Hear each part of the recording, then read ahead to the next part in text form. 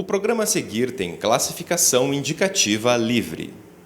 O Carnaval de Curitiba é teimoso. Insiste em acontecer em uma cidade fria que diz não gostar de folia, mas que no fundo tem muita história para contar sobre o samba no pé. Hoje o Intese abre alas para a festa de Momo de Curitiba. Vamos entender o imaginário da cidade e os usos dos espaços públicos a partir da organização desta festa popular.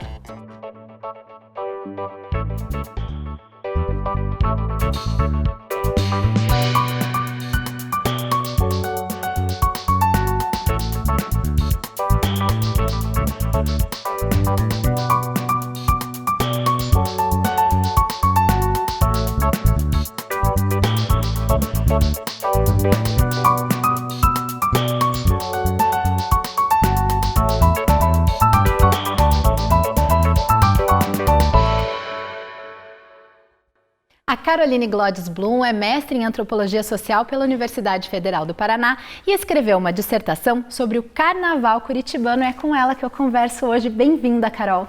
Obrigada, Aline. Carol, esse trabalho que você deu continuidade, no mestrado começou na iniciação científica. Como que foi esse trabalho lá, naquele período ainda como estudante de graduação? Bem, eu fazia graduação de Ciências Sociais, e começava a ter as disciplinas de Antropologia e conheci a professora Selma Batista, que dava a disciplina de Antropologia da Performance. Me encantei muito com o tema e muito com essa professora, que é minha orientadora, e chamo ela até de musa inspiradora, que é uma pessoa incrível. E ela estava fazendo o pós-doc dela sobre o Carnaval de Curitiba e abriu um grupo de pesquisa. Eu me interessei e a gente começou esse grupo, e eu a partir da iniciação científica, e nós vamos fazer esse mapeamento dos barracões das escolas de samba. Então, nesse primeiro momento da iniciação científica, a gente fez um processo de conhecer como que é o modo de produção das escolas de samba, o modo de feitura, como que as escolas se organizavam, aonde elas se localizavam, quem fazia, o tempo que elas levavam, esse processo desse modo de feitura das escolas de samba de Curitiba e região metropolitana. Aí foi nesse momento que você e suas colegas receberam um apelido, Santa Maria,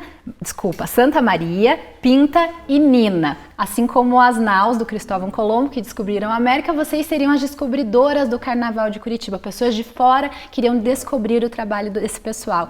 Foi assim que você se sentiu? Esse apelido foi um gesto muito carinhoso, do mestre divino, um grande mestre de Curitiba, e que foi um sinal da nossa chegada também dentro do Carnaval curitibano e da nossa aceitação, Ele foi visto, eu posso interpretar ele de dois modos, desse carinho de mostrar que a gente estava sendo reconhecida, recebendo apelidos carinhosos por pessoas que receberam maravilhosamente bem. E o outro também uma analogia das naus que descobriam alguma coisa, mas que sempre esteve ali, Como o descobrimento do Brasil, o Brasil sempre esteve ali, Enfim, a população indígena já existia, e só que aí com esse processo de pessoas de fora chegando, ele recebe essa outra visão, esse outro status, dentro de um contexto maior. Eu acho que o Carnaval de Curitiba acabou acontecendo isso, Quando a universidade chega, a partir da nossa equipe de pesquisa, uma coisa que sempre existiu, uma manifestação cultural que sempre existiu na cidade, passa a ter um outro lugar dentro desse espaço cultural e até do espaço dessa reflexão intelectual sobre a cidade de Curitiba. E agora, depois desse momento que você estudou na iniciação científica, teve esse primeiro contato, esse descobrimento de alguém de fora, como que você decidiu continuar esse processo no mestrado? Então, eu fiz a minha iniciação científica, primeiro como bolsista, depois eu continuei como voluntária, fiz a minha monografia em Ciências Sociais e resolvi continuar no mestrado na Antropologia Social pelo PPGás, A minha professora Selma também continuou, a equipe estava com fôlego, eu também fui muito bem recebida por todos os membros das escolas de samba e o tema também me tocou de uma maneira muito especial, me senti muito à vontade tanto em estudá-lo quanto em participar daquela vida, Na antropologia a gente tem uma técnica própria que é o trabalho de campo, a etnografia. Então você tem que estar lá, você tem que participar, despende um tempo, além dos estudos, do tempo da biblioteca, do tempo da reflexão, você está lá com os protagonistas desse campo, Então, e eu me sentia muito bem dentro desse universo, descobrindo não só coisas sobre o carnaval, mas coisas sobre a própria cidade que eu não conhecia. E eu sou curitibana, né? Então, assim, é um universo que ele encanta pelos descobrimentos. De uma cidade que você acha que conhece e você, como né, no carnaval, você tira um cetim, você tira uma lantejoula e vão vindo várias fantasias, alegorias, histórias e um outro olhar sobre essa cidade, né? Que mostra um outro jeito da gente encarar Curitiba.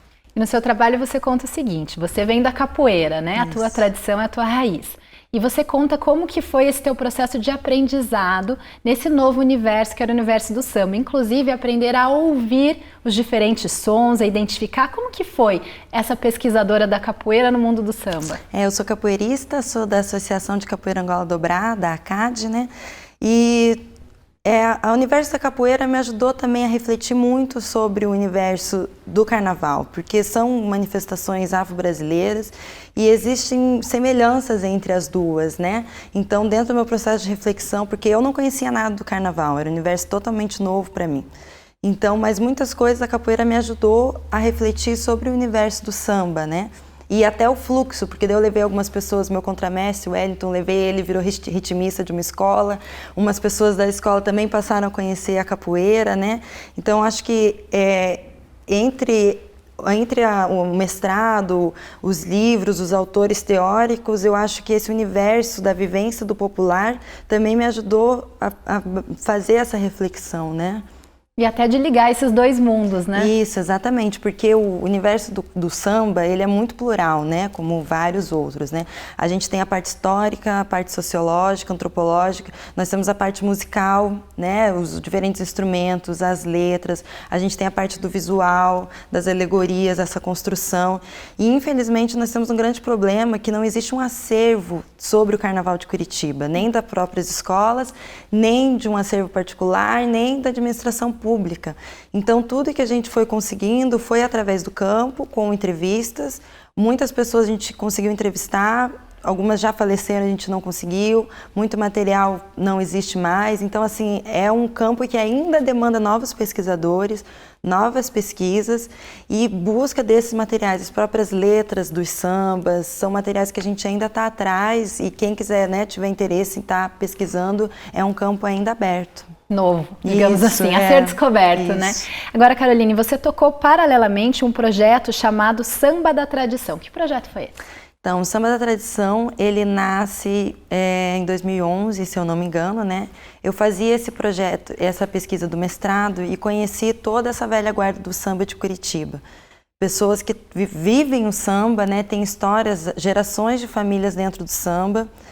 E tinha uma colega, a Brenda, que trabalhava na Sociedade 3 de Maio, né? Então eu tinha o conhecimento das pessoas do samba, ela o espaço da Sociedade 3 de Maio, que é o terceiro clube negro mais antigo do Brasil, fundado em 1888 e que ainda está em funcionamento.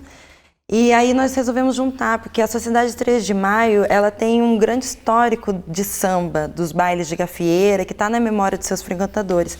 E o pessoal do samba tem uma ligação emocional com a Sociedade 3 de Maio, mas estavam afastados. E assim, essa velha guarda, essas famílias estavam sem lugar para sair no samba. Porque, que nem agora eu tenho uma filha pequena, né?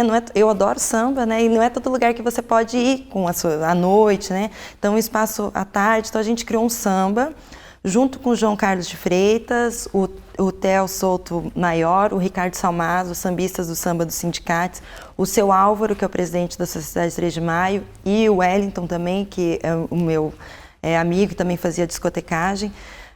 A gente fez um samba na Sociedade 3 de Maio, vespertino. Aí eu fazia a produção desse samba, a gente fazia uma reunião à tarde, no último domingo do mês, com a apresentação da velha guarda do samba de Curitiba. Então nós trazíamos esses sambistas, fazíamos uma roda de samba que iniciava com essa nova guarda do samba dos sindicatos, depois fazíamos uma homenagem, entregando um certificado, que era algo simbólico, mas para demonstrar esse carinho, né? E a pessoa contava a história da vida dela. O João Carlos de Freitas também fazia uma introdução sobre o samba de Curitiba, porque a ideia não era só fazer um espaço de lazer, era também fazer um espaço de formação. Que as pessoas conhecessem o samba, conhecessem os sambistas, conhecessem essa história. Tem um intelectual, sambista, radialista, Cláudio Ribeiro, que diz que ninguém ama ninguém ama o que não conhece. Então a ideia do Samba Tradição era isso, trazer essas pessoas para o samba, que é uma coisa de que elas gostam para se entreter, mas que trouxesse essa formação. E quando alguém viesse falar que não tem samba em Curitiba, a pessoa sabe o que dizer. Eu conheci essas pessoas, conheci essas histórias. Então esse foi o projeto Samba da Tradição, que ocorreu até 2014. E também continuou esse teu processo de descobrimento, né, Isso. Carol? E você fez essa pesquisa etnográfica, que é uma pesquisa de imersão, você fica muito tempo em contato, né, com o teu objeto de pesquisa. Eu queria que você contasse que escolas de samba você pesquisou, onde elas ficam, um pouco da história desses seus, entre aspas, objetos de estudo. Isso, então, todo o meu processo de campo foi em cerca de 6 anos, né? Como o universo de Curitiba, ele tem uma proporção própria, com a minha orientadora nós resolvemos ficar em todas as escolas, no primeiro momento. Então foram todas as escolas do grupo A e do grupo B, e no segundo momento, no mestrado, eu fiquei só com as do grupo A. Então todas as escolas, Acadêmicos da Realeza, Embaixadores da Alegria, Leões da Mocidade, Mocidade Azul, Unidos de Pinhais, os Internautas... Acho que são essas. Unidos do Bairro Alto, são essas escolas, se eu não me engano. E são muitas escolas. E aí também tem os blocos, o bloco De Repente, por exemplo, né? Mas os blocos eu ainda não consegui entrar porque nossa equipe era muito pequena, né? Para o tamanho do campo. E as escolas estão espalhadas em várias regiões da cidade. Na sua grande maioria em bairros mais afastados do centro, né? Como Santa Quitéria, ou Fazendinha, no Boqueirão, Pinhais... Cajuru, são regiões que já tem a sua comunidade do samba, né? Acadêmicos da Realeza, ela tem um diferencial, que ela não está ligada a um bairro em específico, mas sim a comunidade da escola que vai onde a escola muda. Porque as escolas de Curitiba têm um grande problema, nenhuma delas tem um espaço próprio para desenvolver os seus trabalhos. Então, para uma escola de samba que tem que ter carros alegóricos, muitas fantasias, a gente pode ter uma dimensão do que é esse problema. Você não tem um espaço e todo ano você tem que estar correndo atrás de um lugar para você desempenhar essa atividade. Que para a gente parece que é só um dia, 4 dias, mas para a escola é o ano todo, né? Então, a gente foi vendo todo esse processo de negociação que existe internamente nas escolas e a escola com esses outros núcleos, né, existentes na cidade. Agora, existem essas comunidades e também famílias que se dedicam há muitas gerações a esse trabalho? Sim, é um ambiente muito familiar. É um ambiente festivo, quem quiser ir, eu recomendo, quer ir se divertir, ver pessoas, mas também é um ambiente muito familiar, e por isso também me senti muito acolhida, né? Existem pessoas de várias idades, de várias gerações, e é um aspecto do samba de Curitiba, eu vejo, sabe? As famílias participam. Então, o pai foi ritmista, o filho é intérprete, a esposa das fantasias, a família toda se envolve, né? E que se cria um laço muito forte entre os integrantes, entre as famílias com a escola, né? É uma relação de amor, eles falam, né? Existe uma história que se vem o bichinho do carnaval e pica você nunca mais larga, né? E acho que todas as pessoas são picadas e existe um vínculo, é uma dedicação muito grande, porque as dificuldades o amor tem que ser maior do que as dificuldades, né? Para todo ano estar fazendo esse carnaval, né? Nós já voltamos a falar sobre o Carnaval de Curitiba. Voltamos já.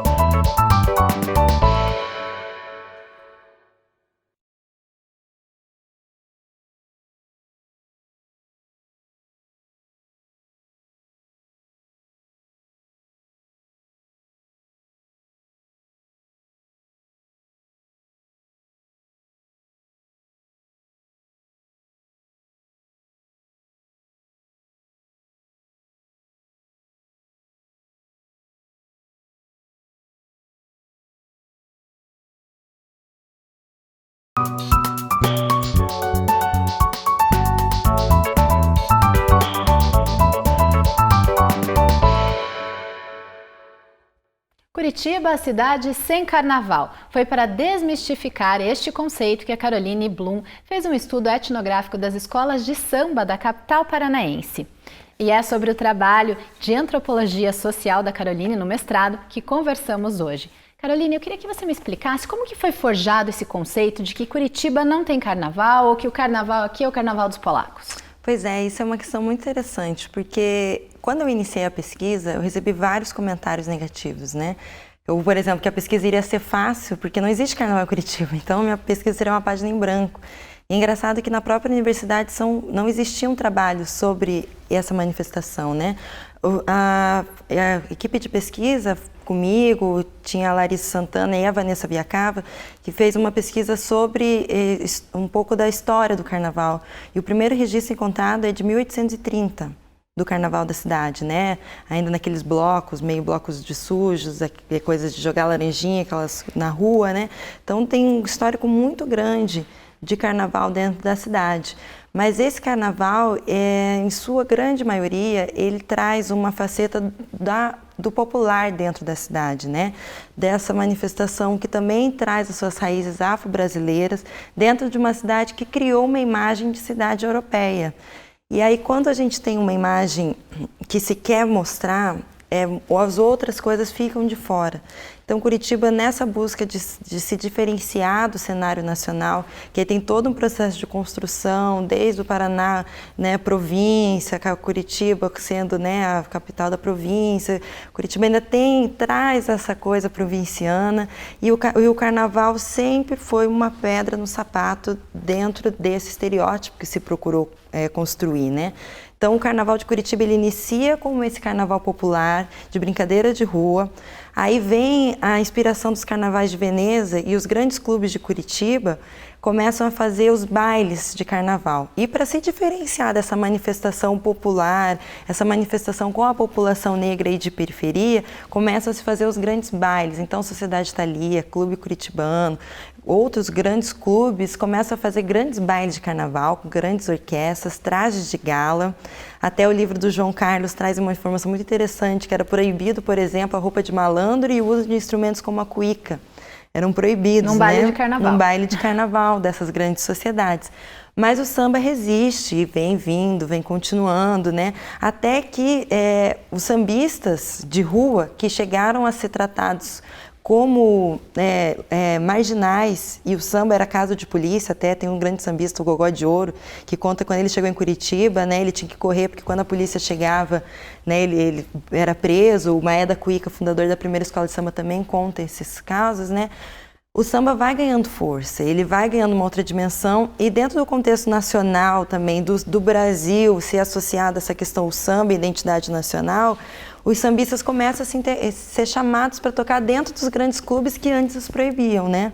Então, esse processo de Curitiba tem esse processo interno, mas também está relacionado a essa busca de diferenciação de Curitiba frente ao cenário nacional de Brasil, do samba, do carnaval, enfim, né? E o Curitiba busca essa diferenciação, e o carnaval é um ponto estratégico para ser invisibilizado. E até hoje, infelizmente, a gente vê isso, né, acontecer. Essa manifestação é invisibilizada, essas anedotas, esses comentários negativos também corroboram para fortalecer essa imagem de que não existe.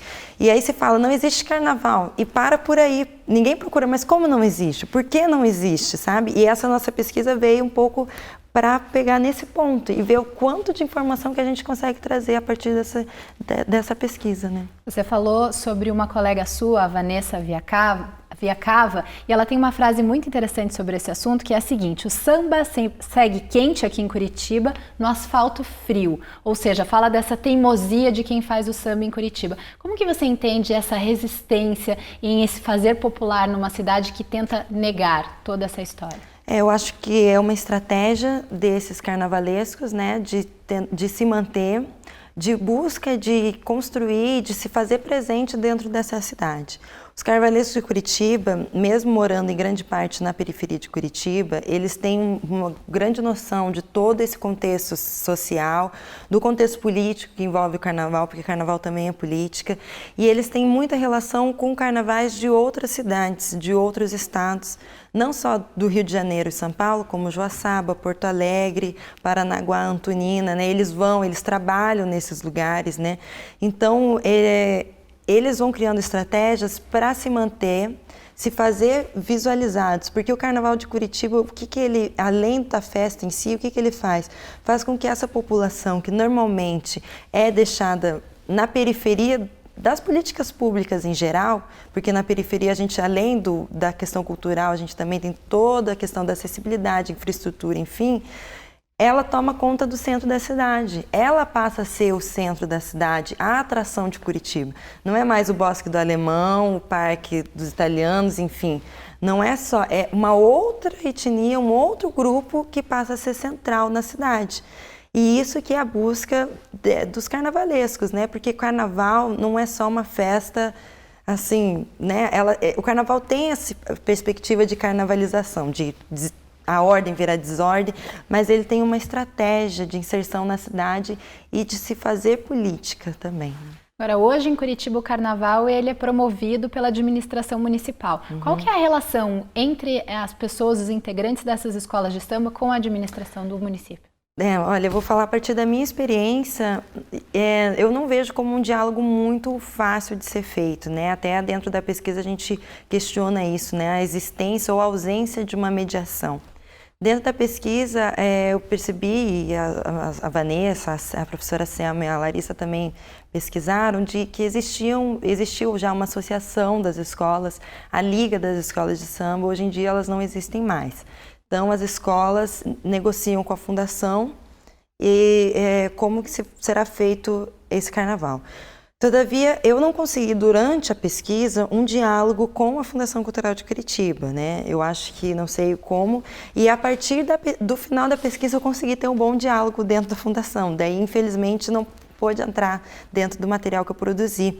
Mas eu vejo que dentro da fundação existem pessoas que querem também fazer o carnaval, mas não existe uma infraestrutura propícia para isso. São duas pessoas que coordenam, né, o Carnaval de Curitiba, e eles não têm um momento, eles fazem isso enquanto fazem várias outras coisas, né?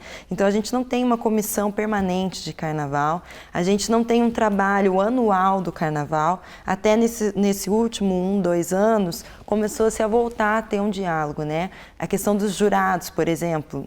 As escolas questionam muito que os jurados são pessoas que não têm absolutamente nada a ver com o carnaval, nunca viram.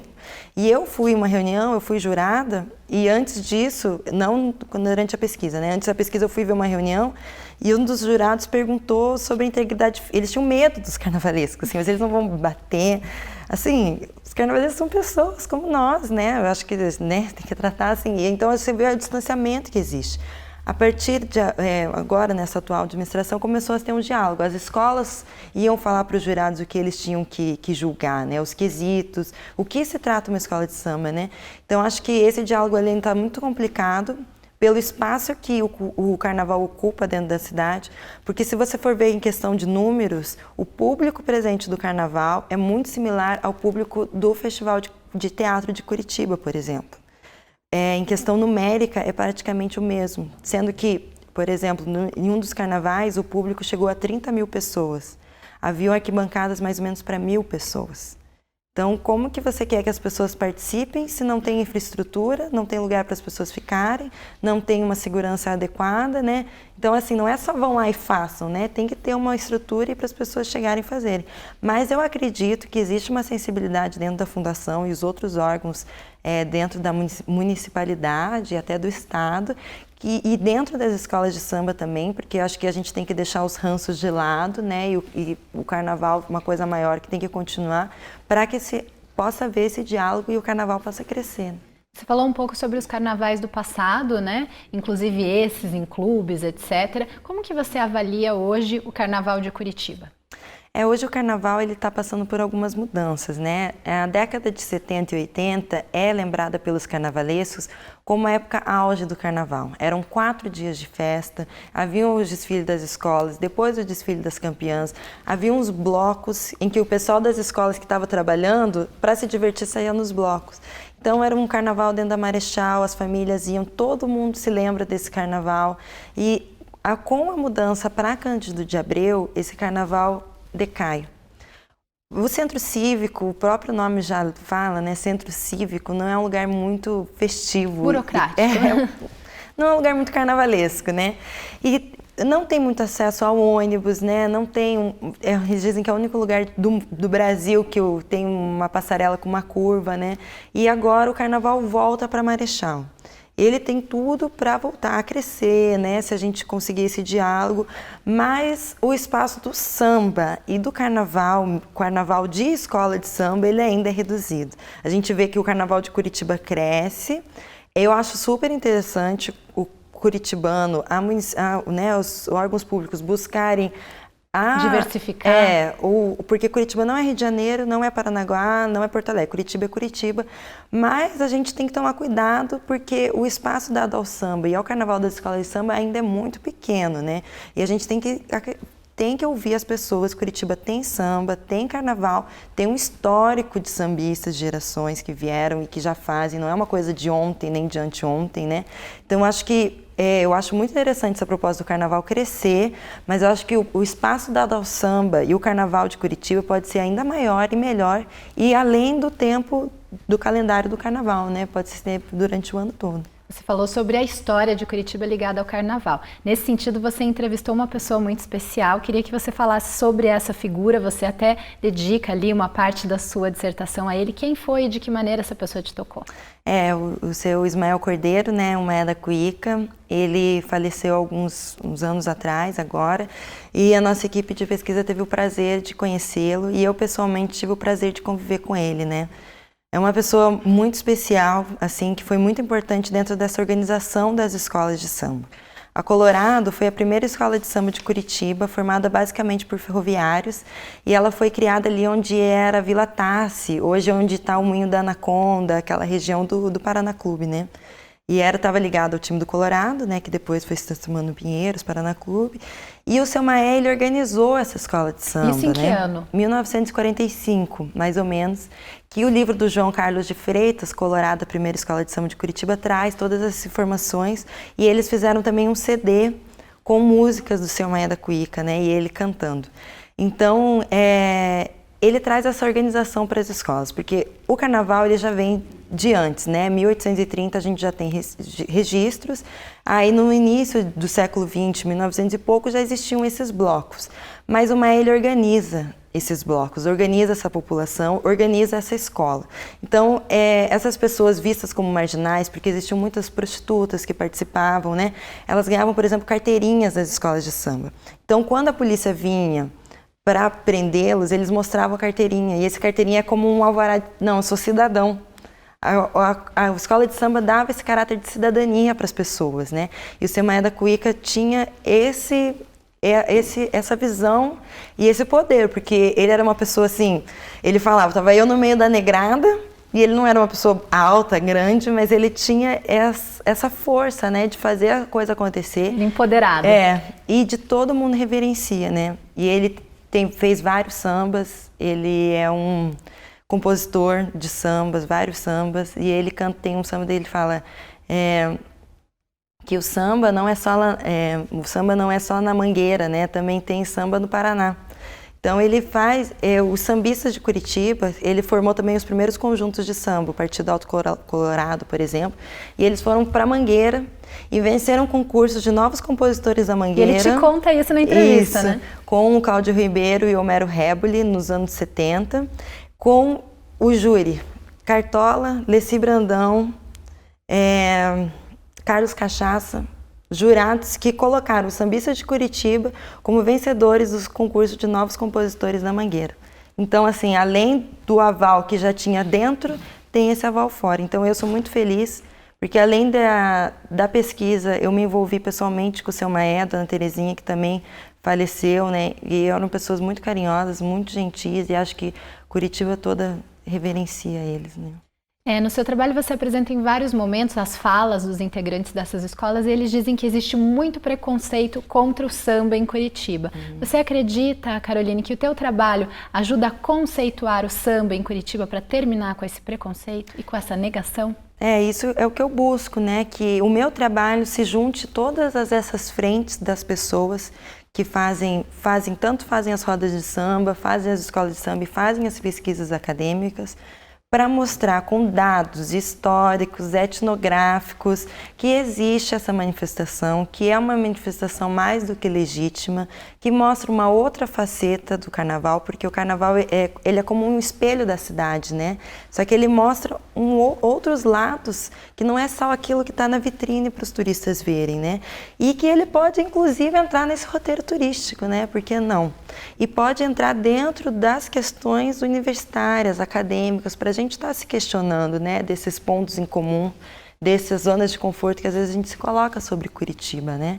Então, o que eu procuro com o meu trabalho, a minha atuação dentro e fora da academia, é também estar buscando desconstruir esses preconceitos, né, e trazer esses novos atores que acho que tanto a academia pode crescer muito com eles e também a gente pode também acrescentar para o universo do carnaval e outros universos, o conhecimento que a gente adquire dentro da academia. Caroline, muito obrigada pela participação no Em Tese de hoje. Imagine, obrigada pelo convite, fico à disposição e convido a todo mundo a conhecer o samba e o carnaval de Curitiba. Obrigada, Caroline. O Em Tese de hoje falou sobre o Carnaval de Curitiba a partir da visão dos integrantes das escolas de samba. Uma gente teimosa que insiste em fazer samba em uma cidade que tenta negar a festa mais popular do Brasil. O trabalho etnográfico completo da Caroline está disponível no banco de teses da UFPR e qualquer pessoa pode acessar de graça. A programação da UFPR TV está disponível no nosso canal do YouTube e também no nosso site. Curta também a nossa página no Facebook. Até a semana que vem. Tchau!